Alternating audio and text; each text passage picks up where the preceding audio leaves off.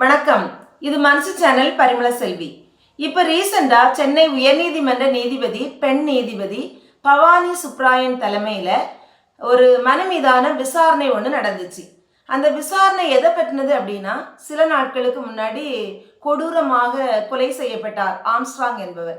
அவருடைய அந்த உடலை அடக்கம் செய்யக்கூடிய இடம் பற்றிய விசாரணை.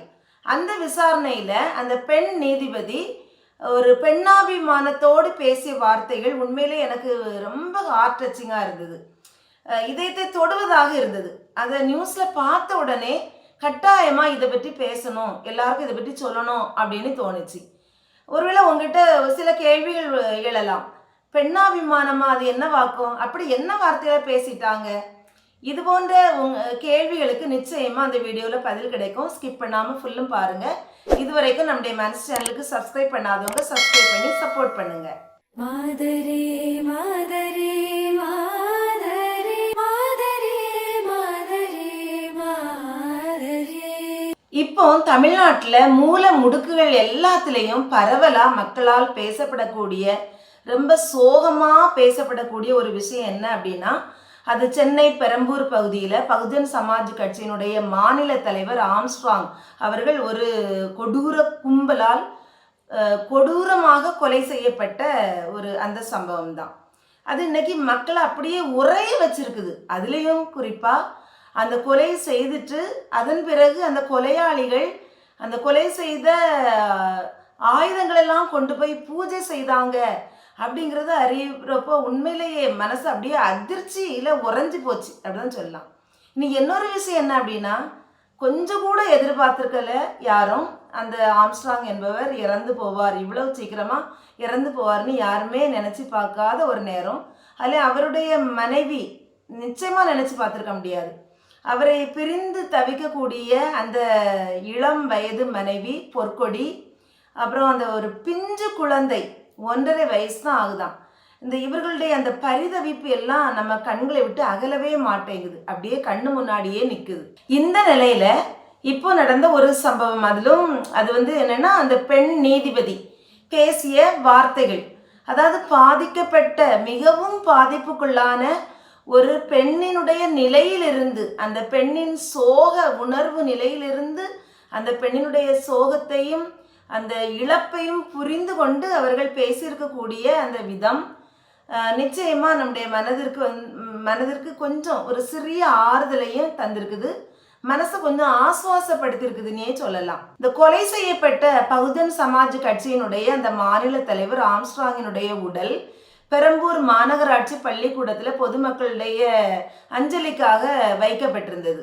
அதுக்கப்புறம் அவருடைய உடலை அடக்கம் செய்யக்கூடிய இடம் பற்றிய ஒரு சர்ச்சை உருவானது.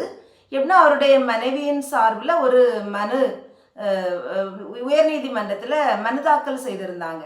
அதில் என்ன கேட்டிருந்தாங்க அப்படின்னா, பெரம்பூரில் உள்ள அந்த பகுஜன் சமாஜ் கட்சி அலுவலகத்திலேயே அவருடைய உடலை அடக்கம் செய்யணும் அப்படின்னு கேட்டிருந்தாங்க.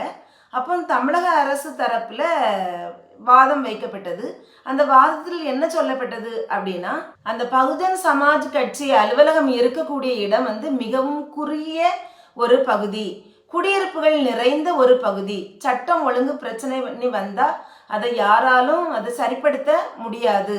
அது மட்டும் இல்லை, அவருடைய ஆதரவாளர்கள் வீர வணக்கம் செலுத்த புறப்பட்டாங்க அப்படின்னு சொன்னால் அங்கே பெரிய நெரிசல் உண்டாகும், இதெல்லாம் நம்ம கட்டுப்படுத்த முடியாது அப்படிங்கக்கூடிய ஒரு வாதம் வைக்கப்பட்டது. அப்போ இந்த மனு மீதான விசாரணை நடத்தினது இந்த பெண் நீதிபதி பவானி சுப்ராயன். அவர் இருதரப்பு வாதங்களையும் கேட்டுட்டு இருக்காரு. அப்போ தமிழக அரசு தரப்பில் என்னொன்னு சொன்னாங்க. என்ன அப்படின்னா, இவருடைய உடல் கண்ணியத்தோடு அடக்கம் செய்யப்பட வேண்டும், அந்த உடல் நல்லடக்கம் செய்வதற்கு 200 சதுர அடி இடம் அரசு தரதுக்கு தயாராக இருக்குது அப்படின்னு சொன்னாங்க. ஆனால் மனுதாரர் தரப்புல என்ன சொல்லப்பட்டதுன்னா, இல்லை 7500 சதுர அடி இடம் வேணும், அதுவும் பெரம்பூர் பகுதியிலேயே வேணும் அப்படின்னு கேட்டாங்க. அப்போது இந்த நீதிபதி சொன்னாங்க, நீங்கள் குடியிருப்பு இருக்கக்கூடிய இடத்துலையே அடக்கம் செய்கிறதுக்கு இடம் கேட்டால் எப்படி தர முடியும், நிச்சயமாக தர முடியாது அப்படின்னு சொல்லிட்டு, அதன் பிறகு அவர்கள் சொன்ன வார்த்தைகள் தான் பெண்ணாபிமானத்தோடு அவர்கள் பேசிய வார்த்தைகள். அதாவது, நீங்கள் அந்த உடலை எவ்வளோ நேரம் தான் இப்படி வச்சுட்டே இருக்க முடியும், அந்த உடலினுடைய பக்கத்திலேயே அருகிலேயே உட்கார்ந்து அந்த மனைவியால் எவ்வளவு நேரம் தான் அழுதுகிட்டே இருக்க முடியும்? அப்படிலாம் அழுதுட்டு இருக்க முடியாது. அவர்கள் அந்த சோகத்திலிருந்து கட்டாயமாக மீண்டு வரணும், அதை பற்றி யோசிங்க அப்படின்னு சொல்லி அந்த நீதிபதி வேதனையோட தெரிவிச்சாங்க. இதில் தான் நான் அந்த பெண்ணாபிமானத்தை நான் பார்க்குறேன். அதாவது அவங்க பெண்ணாபிமானத்தோடு பேசிய வார்த்தைகளை நான் நினச்சி பார்க்கும்போது நிச்சயமாக அவங்க அந்த பெண்ணினுடைய இடத்திலிருந்து யோசிச்சிருக்காங்க, பெண்ணுக்காக பேசியிருக்காங்க அப்படிங்கிறத புரிந்து கொள்ள முடிகிறது. எப்படி ஒரு மனிதர் மீது இரக்கமும் பரிவும் கொண்டு அவர் மீது அக்கறையோடு நடந்துக்கிட்டா மனிதாபிமானம்னு சொல்லுவோமோ, அதே மாதிரி தான் பெண்ணாபிமானமும். அதாவது பெண்களும் மனிதர்கள் தான், இல்லைன்னு சொல்லலை. ஆனால் மனிதர்கள் சாதாரணமாக மனிதர்களுக்கு கிடைக்கக்கூடிய இரக்கமும் பரிவும் பெண்களுக்கு பொதுவாக கிடைப்பதில்லை. அப்போ மனிதர்களையும் தாண்டி அந்த மனிதாபிமானத்தையும் தாண்டி இன்னொரு ஸ்டெப்பு மேலே போகுது இந்த பெண்ணாபிமானம்ங்கிறது. சட்டம், ஒழுங்கு, நிர்வாகம் இப்படிப்பட்ட ஒரு பிரச்சனைகள் ஒரு புறம் இருந்தாலும் இன்னொரு புறத்தில் அந்த கணவனை இழந்த பெண்ணினுடைய நிலை, அதுல இருந்து இந்த நீதிபதி பேசியிருக்கிறாங்க. அது நம்முடைய மனதிற்கு நிம்மதியை தருகிறது. அதாவது கணவனுடைய உடலை முன்னாடி வச்சுட்டு ஒரு பெண் எவ்வளோ நேரம் தான் கதறி கதறி அழுதுட்டு இருக்க முடியும்? நிச்சயமாக அந்த பெண்ணால் அழாமல் இருக்க முடியாது இல்லையா? அவர்கள் வாழ்ந்த வாழ்க்கையினுடைய நினைவலைகள் போயிட்டே இருக்கும். அதுவும் கொஞ்சமும் எதிர்பார்க்காத நேரத்தில் இவ்வளோ ஒரு ஃபைட்டர், அவருக்கு பாக்ஸிங் நல்லா தெரியுமா? அப்படிப்பட்ட ஒரு மனிதர் ஒரு ஒற்றைக்கு வந்தால் அதை கட்டாயமாக அவர் சமாளித்திருப்பார். ஆனால் இது பல மாதங்களாக திட்டமிட்டு அவரை நிலைகுலைய செய்து கொலை செய்வதற்கான பிளான்லாம் நடந்திருக்குது. அப்படிப்பட்ட ஒரு நிலையில் அவர் சற்றும் எதிர்பாராத நிலையில் இறந்து போயிருக்குதுன்னு நினைக்கும் போது நிச்சயமாக அந்த மனைவியால் தாங்கிக் கொள்ளவே முடியாது. அவர்கள் அழுது அப்படியே உடலை வச்சுக்கிட்டு அழுதுகிட்டே இருக்கும்போது தொண்டை தண்ணி வற்றியே போகும். ரொம்ப களைப்படைந்து விடுவாங்க. ஏதாவது அதில் கொஞ்ச நேரம் சரியலாம், கொஞ்ச நேரம் தூங்கலாம் அப்படின்னாலாம் முடியாது. அதுக்கு மனசு இடமும் கொடுக்காது. மற்றவர்களும் அதை ஒரு மாதிரியெல்லாம் பேசுவாங்க. அப்போ இப்படிப்பட்ட ஒரு இக்கட்டான சூழலில் அந்த ஒரு இறந்து போன கணவனுடைய உடல் இருக்கிறது வரை அந்த பெண் அந்த இடத்த விட்டு அசையாமல் தான் இருக்க முடியும். இங்கே இன்னொரு இதையும் நம்ம பார்க்க வேண்டியிருக்கு. அந்த 1.5 வயது குழந்தை, பிஞ்சு குழந்தை. அப்போ இருவருடைய நிலையை நன்றாக யோசித்து பார்த்து இந்த பெண் நீதிபதி பேசியிருக்காங்க. அதோடு கடைசி அவங்க சொன்ன வார்த்தையை கவனிச்சிங்கன்னா தெரியும், இந்த பெண் சீக்கிரமாக அந்த துன்பத்திலிருந்து மீண்டு வரணும் அப்படின்னு சொல்லி அந்த பெண்ணின் மீதான தன்னுடைய அக்கறையை வெளிப்படுத்தியிருக்காங்க. இதே மாதிரியான அந்த பெண்ணாபிமானம் இன்னைக்கு நம்ம சமூகத்தில் அதிகமாக வளரணும்.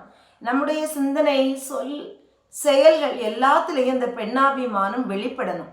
அப்போ தான் பெண்கள் இந்த சமூகத்தில் ஏற்றமும் முன்னேற்றமும் வளர்ச்சியும் பெற்று அவர்கள் ஆற்றலோடு செயல்பட முடியும். அப்படிப்பட்ட ஒரு நிலை விரைவில் உண்டாகும். தேடும் விடியல் தூரமாயில்லை. இந்த வீடியோ உங்களுக்கு பிடிச்சிருக்கோம் நம்புறேன். பிடிச்சிருந்தா லைக் பண்ணி ஷேர் பண்ணுங்க. இதுவரைக்கும் நம்முடைய மனசு சேனலுக்கு சப்ஸ்கிரைப் பண்ணாதவங்க உடனடியாக சப்ஸ்கிரைப் பண்ணி சப்போர்ட் பண்ணுங்க. மீண்டும் சந்திப்போம் அடுத்த வீடியோவில். உங்களிடமிருந்து விடைபெறுவது பரிமள செல்வி. நன்றி.